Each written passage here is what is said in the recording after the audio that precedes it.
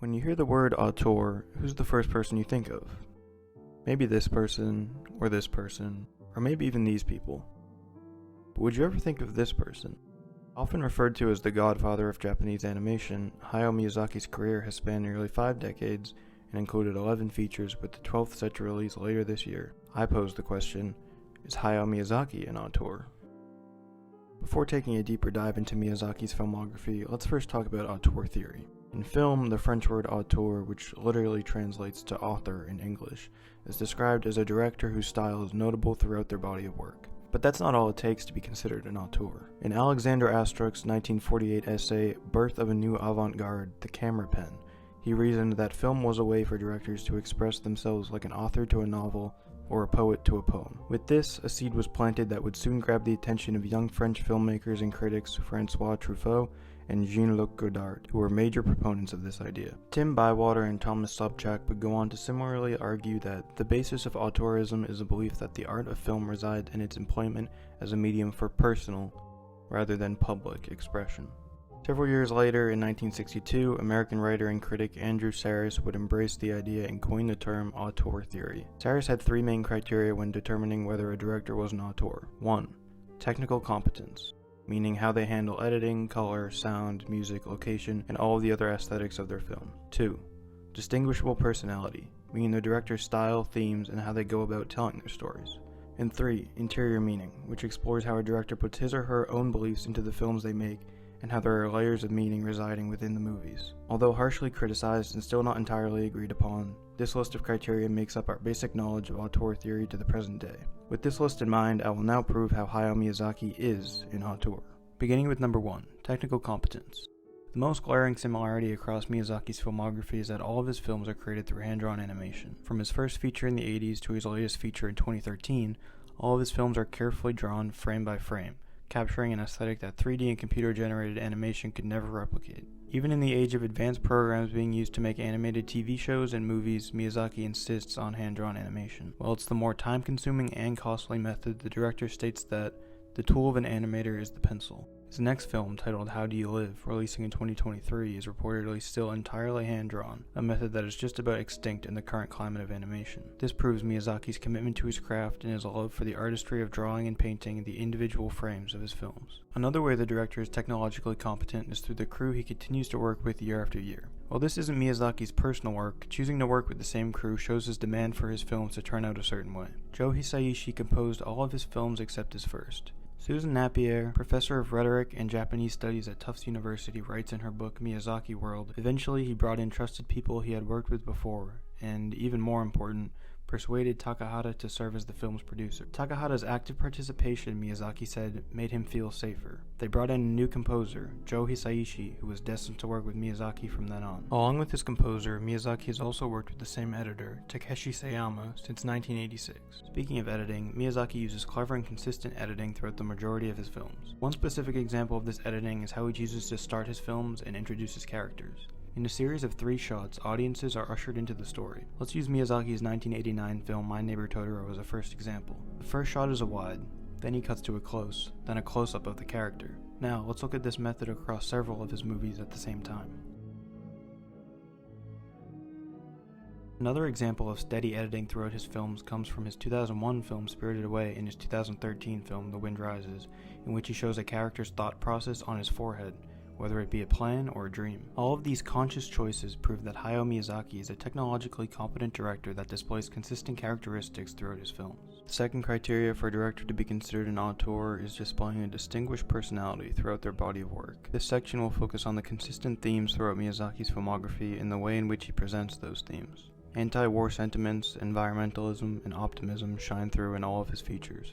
Take Nausicaa of the Valley of the Wind and Princess Mononoke, for example. Both films follow the stories of young people fighting against powerful and authoritative figures that are actively working to destroy the environment. In Nausicaa, Princess Kushana plans to use her massive army to destroy the toxic jungle, an area brimming with intelligent and benevolent life, most notably the giant bug-like creatures called Ohms. Now compare this to Princess Mononoke, in which the antagonist, Lady Eboshi, seeks to kill the great forest spirit to further the development of her town and their iron business. While showing the negative effects war has on people and the environment that surrounds them, Miyazaki covers both anti-war and environmentalist themes.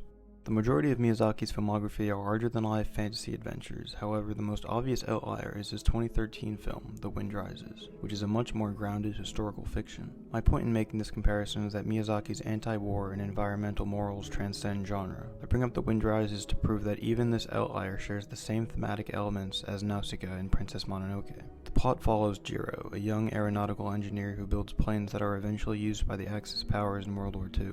As the war ends and Jiro sees the death and destruction his creation has caused on humanity and its environment, he feels immense regret.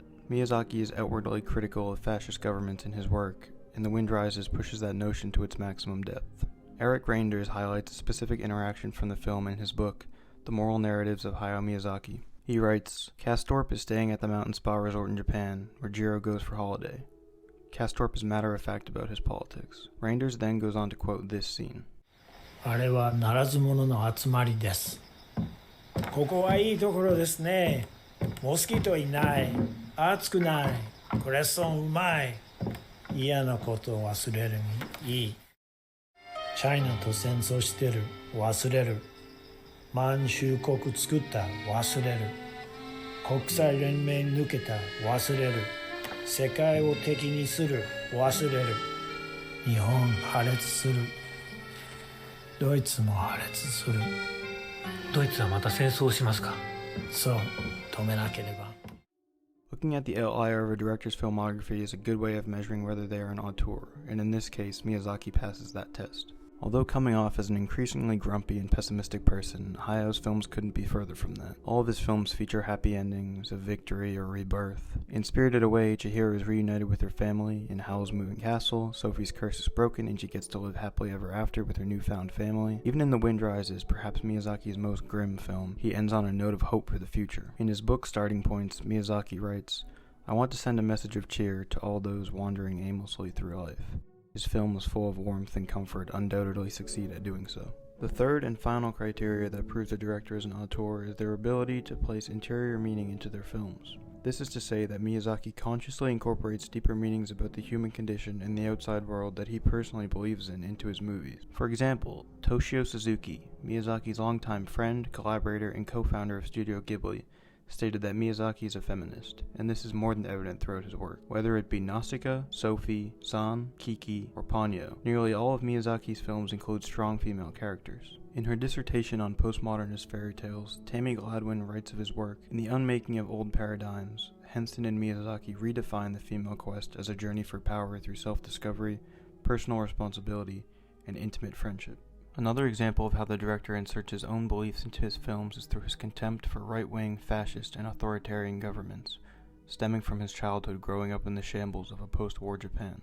As mentioned before when talking about themes, this is very evident in his films. Miyazaki heavily criticized the United States government in the early 2000s for their acts of aggression in the Middle East, and he even went as far to deny accepting his Oscar from the Academy in 2002 for Best Animated Feature. Several years later, he would explain that he, quote, didn't want to visit a country that was bombing Iraq. This personal conviction shines through in his 2004 film, Howl's Moving Castle, in which he wrote the king to be a careless, imperialist, war-waging antagonist. One could argue that this was Miyazaki's way of inserting George W. Bush into the narrative, especially considering how Miyazaki was outspokenly critical of the 43rd U.S. president. It is by inserting these personal beliefs into the subtext of his films that Miyazaki checks the third box of auteurism. Looking at Hayao Miyazaki's filmography through the lens of auteur theory proves that he is an auteur, the true author of his films.